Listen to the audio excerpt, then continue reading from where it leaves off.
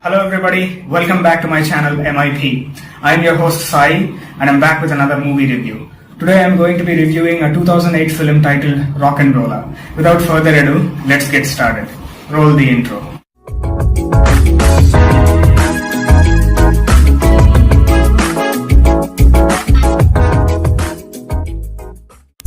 So Rolla is a crime comedy film directed by Guy Ritchie, starring Gerard Butler as 1-2, Tom Hardy as the handsome Bob, and Idris Elba as Mumbles.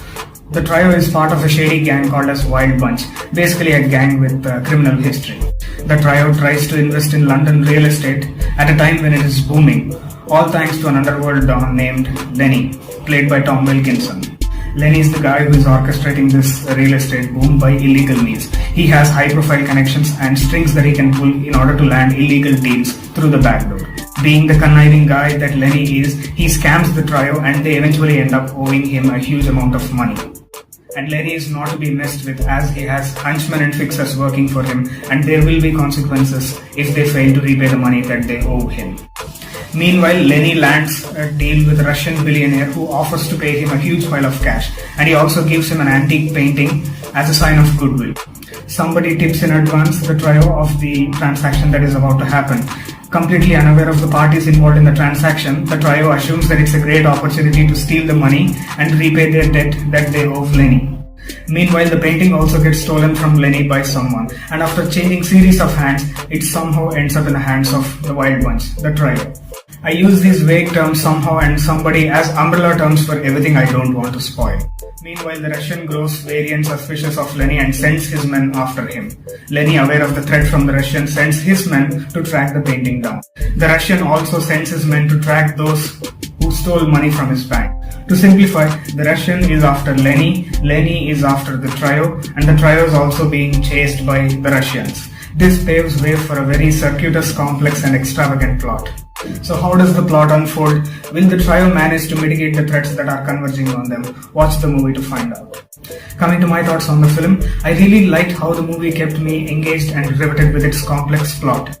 Just before something critical is about to happen, if you pay enough attention to the plot, it gives you enough clues to anticipate, and it sort of gives you this light bulb moments just before something significant is about to happen. And there are several such light bulb moments when watching the film, and I really enjoyed having them.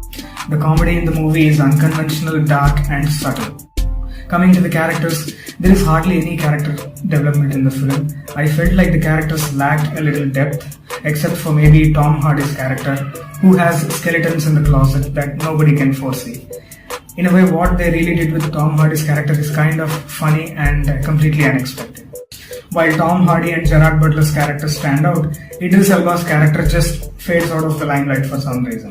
This probably seems a little nitpicking, but the equation amongst the trio is supposed to be friendship. It is supposed to be portrayed as friendship, but it comes across as very artificial and superficial. It's not convincing enough.